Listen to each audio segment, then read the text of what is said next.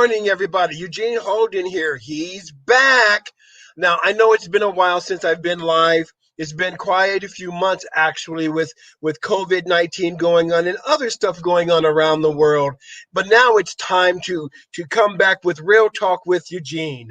And today I wanted to start off this podcast, this broadcast, I'm working with, of course, I want to give a shout out, first of all, to New Thought Media Network. I'm so grateful for the people at New Thought Media Network making this possible. To the Reverend Robert Brzezinski, thank you so much, my brother, who's in the background. So today I want to talk about having a new thought, a new thought. Having a new thought, a new thought. Now, the New Thought movement, or what used to be called Higher Thought, is a spiritual movement that was developed in the United States back in the 19th century. Many people believe that it was derived from the unpublished works of Phineas Parkhurst Quimby. There are numerous smaller groups, most of which have been incorporated or were incorporated in the International New Thought Alliance. Now, the contemporary New Thought movement is loosely allied group of religious dominations and authors and philosophers and individuals who share a set of beliefs concerning metaphysics, positive thinking, the law of attraction, healing, there's life force, there's creative visualization, and personal power. I was looking up doing some research on this. And one of the things I found, it says that New Thought holds that infinite intelligence, or God, is everywhere. Spirit is the totality of real things. True human selfhood is divine, and divine thought is a force for good. Sickness originates in the mind, and right thinking has a healing effect. New Thought, right? But we're going to talk more about that. Although New Thought is neither monolithic or this great big thing, nor does it really have any dogma to it, but there are some core beliefs that people within the New Thought movement adhere to. One is that God, or infinite intelligence, is supreme, universal, and everlasting. The other thing is that divinity dwells within each person, that all people are spiritual beings. The third is that the highest spiritual principle is loving one another unconditionally. I love that word, unconditional love, because to me that means that I love that person, whoever it is, unconditionally, meaning no matter what. That's a tricky one to live in. And then that teaching and healing one another is also what this is about in terms of the highest spiritual principle. And then the fourth item is our mental states are carried forward into manifestation and become our experience in daily living. William James used the term New Thought as synonymous with mind cure movement, in which he included many sects with diverse origins, such as idealism and, believe this or not, Hinduism. So, one could say that New Thought is a form of mental science. Now, I have been a student of religious science for over 33 years. And religious science is a branch of New Thought. And it's an organization that teaches the principles of science of mind and spirit. This was developed, and it came through Dr. Ernest Holmes back in the 20s. And it teaches that, he used to say all the time, that there is a power in the universe greater than we are, and we get to use it. So this is what I want to talk about today. What is that power? Let's have a new thought about New Thought, and where is that power? We must understand first that there really isn't anything new about the principles of New Thought. There really aren't. Even when Phineas Quimby was talking about and using this work and to heal, and he had from what I've read, his healing practice was pretty big, pretty successful, but it wasn't new. The principles have always been with us. For example, in the New Testament, we read things like, it is done unto you as you believe, right? Or Yeshua Messiah said in the book of Mark, therefore I say unto you, what things soever ye desire when ye pray, believe that ye receive them, and ye shall have them. So when we bring it up to the contemporary times, when we speak about what Ernest Holmes was talking about, he would put that in a way of having a mental equivalent. This is what I want to experience. So let me keep that in my mind, and let me focus on it. Let me imagine it. Let me visualize it. Let me feel into it. What's that old saying? If you can conceive it, if you can believe it, then you will receive it. Now, see, there's nothing really new about new thought. But what we want to do, though, is to take a new look at it. What causes our desires to be made manifest? What causes our desires? This is an interesting thing, because, and we'll get into this as the weeks go by, because here on New Thought Media Network, I will be here each week, Thursdays at 12 o'clock Eastern, 11 o'clock, and so forth and so on. So we will be talking more and more on this. So in the science of mind and spirits, there is a creative process that starts with there's a creative process that starts with universal intelligence or conscious mind or spirit that's at the top. And then that flows down into the middle section that is referred to as soul or universal subjectivity, subjective mind, or the law. And then that flows into the manifestation or the effect. So the simplified version is seed, soil, plant. Seed is our thought, and our thoughts that come from our conscious mind, we impress it upon the subconscious mind, which is the law or the soil, and then we water the soil, we till the soil, we make sure that we are doing our part to experience the manifestation that we are desiring.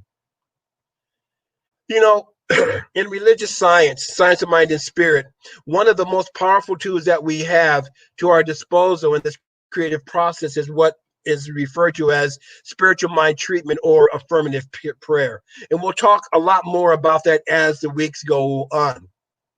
But there are 5 steps, right, in affirmative prayer. Well, depending on how you were taught, 4, 5, 7. But we'll talk about these. And so in the 5-step affirmative prayer, we have recognition, we have unification, we have realization, we have thanksgiving, and then we have release. It's that last step, that release step, that I want to talk a little bit more about.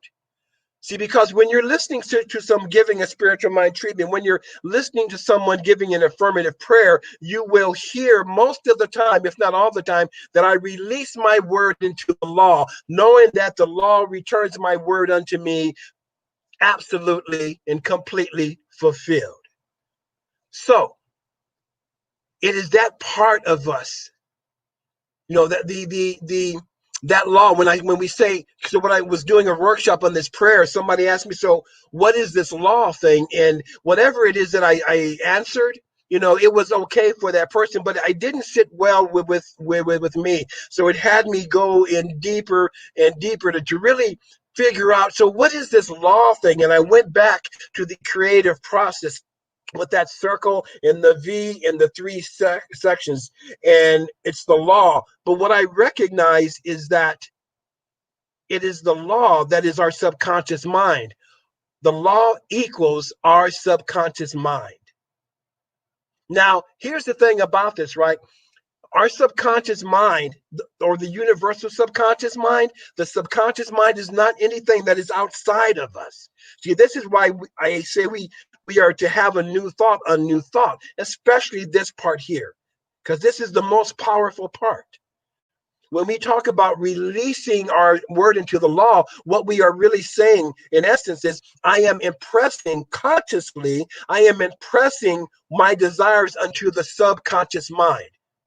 And it's the subconscious mind that does the work. It doesn't need to know why you impressed it with whatever you impressed it with. It doesn't think about it. It just says yes. What was that movie? The Princess Bride, right? Where Wesley's always saying, "Your wish is my command." Well, that's what the subconscious mind does. And here's the other thing that I want you to know about the subconscious mind.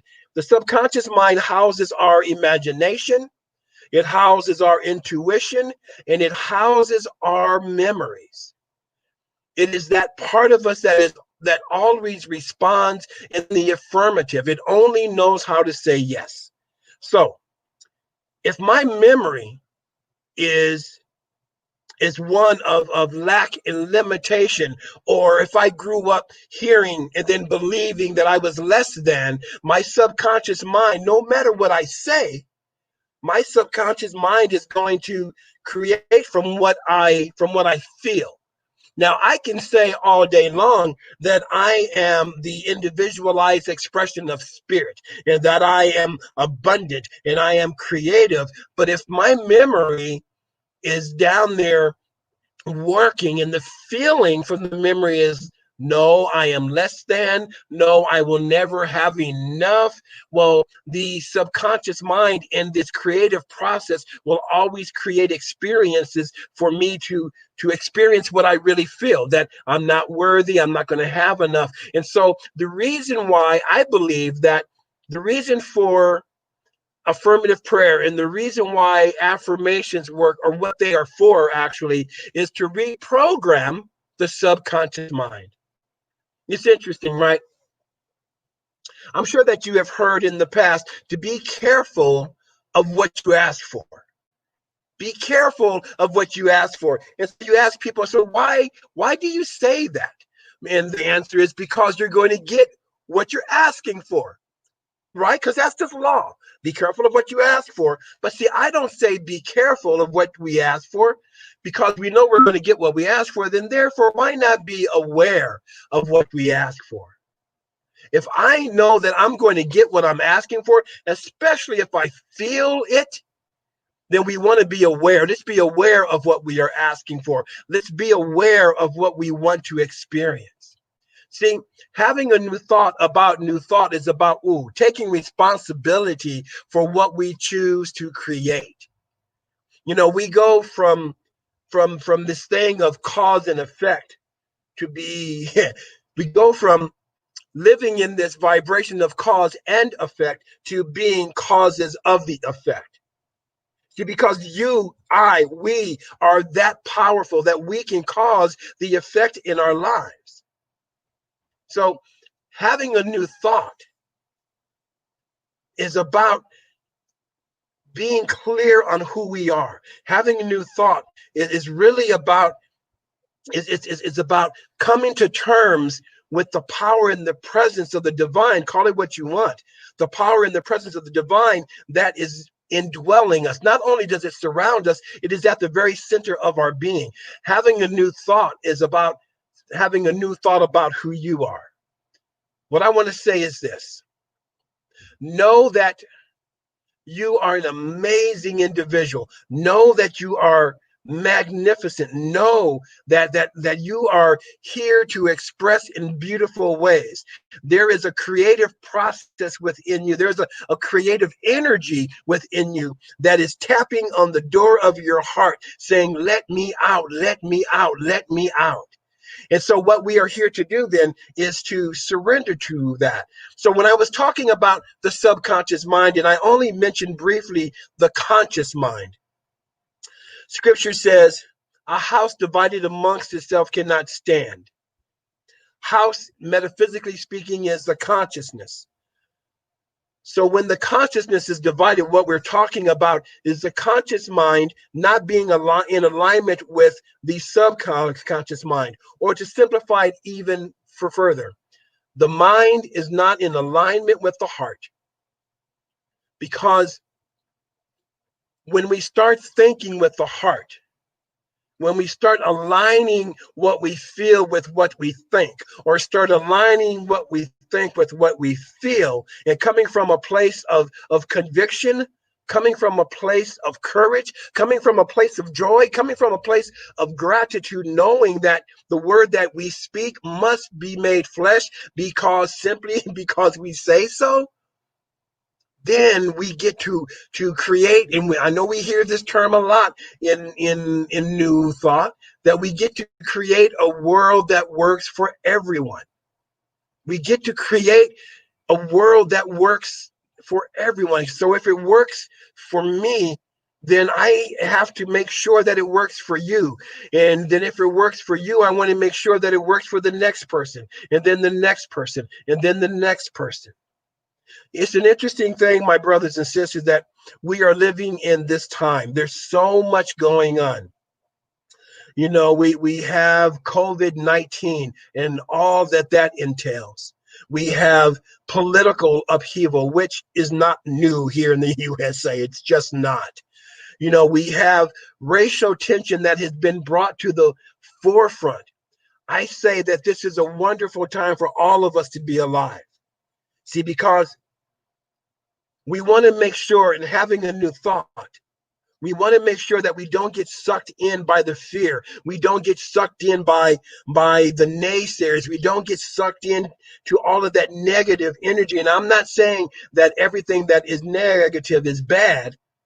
What I do want to say, though, is that we want to start looking at and looking towards what it is that we want to experience. You know, so people sometimes say, God, Eugene, you are so Pollyannish. It's because you're always looking on the bright side of things. But when you read the story of Pollyanna, she made sure that she kept her vision higher, right? And do you know how much courage that takes, how much effort it takes to keep the view up here and not be dragged down? But as the story goes on, she changed the consciousness of that community. So we can do the same thing. It's not so much about being a Pollyanna. And what I mean by that, it's not about me burying my head into the sand. It's not about ignoring anything that's going on. In fact, what we get to do is to take all of these things that are going on in the world and use those as prayer requests. Yes, there's stuff going on, but I demand that we experience something else. I declare that life is good no matter what the appearances are. So this is just the first episode of Real Talk, coming back with having a new thought on New Thought.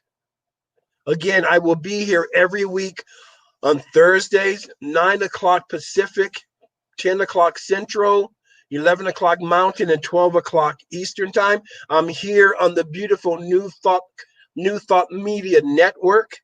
And if you want to donate to the New Thought Media Network, who's doing some really great work, there's a link for you to click on.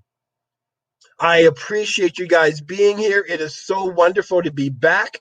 It is just a wonderful thing. And so we're going to, when Real Talk, as we continue with Real Talk, I'm going to have guests on. I think next week I have the Reverend Masanda Hiraoka scheduled to join me. That's my boy. He's been my boy for a long time.